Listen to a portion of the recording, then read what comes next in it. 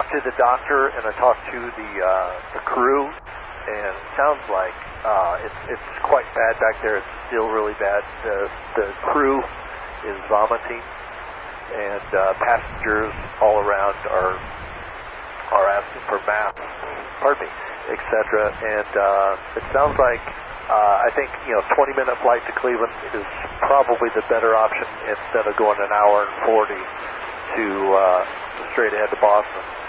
Especially with it kind of being a biohazard. I think we need to probably get this plane on the ground ASAP.